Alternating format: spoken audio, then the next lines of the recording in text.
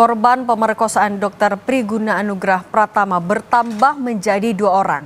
Keduanya adalah pasien Rumah Sakit Hasan Sadikin Bandung. Perbuatan Dr. Priguna terjadi pada tanggal 10 dan 16 Maret 2025 atau beberapa hari sebelum Dr. Priguna kembali melancarkan aksinya pada keluarga pasien.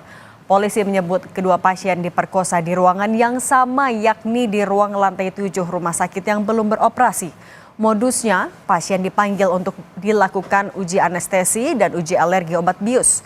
Karena perbuatan tersangka berulang, maka ada tambahan ancaman hukuman bagi Dr. Priguna.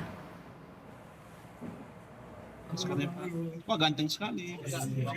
Sama. Keluarga pasien. Ini pasien. Ini modusnya sama atau gimana? Modusnya sama. Oh, itu tempatnya sama ya? Dan Lantai 7. Hanya berbeda, yang pertama tanggal 10 Maret, yang kedua tanggal 16 Maret. Berarti sebelum kejadian yang ketiga ini ya? ini kan Akan dilakukan pemeriksaan dengan alasan uji anestesi dan sebagainya, itu dia membawa pasien itu sendiri. Pada awalnya dia pasien sama-sama keluarganya. Tapi pada saat dilakukan oleh pemeriksaan oleh pelaku ini dibawa sendiri ke lantai 7, ke TKP yang sama. Keluarga korban pemerkosaan yang dihubungi melalui sambungan telepon oleh kuasa hukum tersangka menyatakan mengecam keras perbuatan pelaku kepada anggota keluarganya. Meski pelaku sudah meminta maaf atas perbuatannya, keluarga tetap memproses hukum perbuatan Dr. Priguna. Hingga kini, korban masih mendapat pendampingan psikologis dari rumah sakit.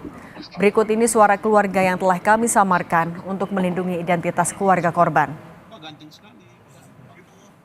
sekali. Ya, walaupun kita tetap mengutuk perbuatan itu, perbuatan pelaku, tapi secara kemanusiaan, orang meminta maaf, kita sebagai keluarga juga tetap memaafkan. Walaupun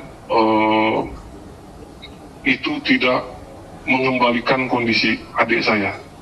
Mau seperti apapun, kondisi adik saya tetap nggak bisa dikembalikan, walaupun tetap saat ini juga masih kita dampingi dan masih kita awasi betul-betul psikologisnya dan lain-lainnya.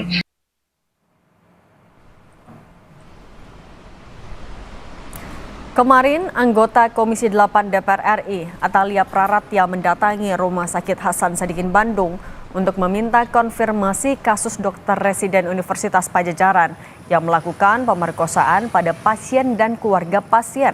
Atas kejadian ini, Atalia mendorong agar rumah sakit tidak lagi membiarkan pasien atau keluarga pasien berada di ruangan sendirian, terlebih jika ada tindakan medis yang akan dilakukan.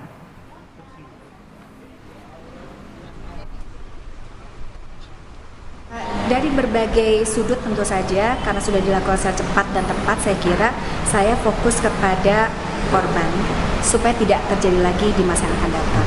Maka kita mendorong agar supaya khususnya institusi terkait begitu ya, itu tidak membiarkan seseorang hanya berdua saja dengan dokternya atau dengan perawatnya. Jadi memang harus ada 3 orang minimal di dalam sebuah ruangan sehingga bisa saling menjaga itu.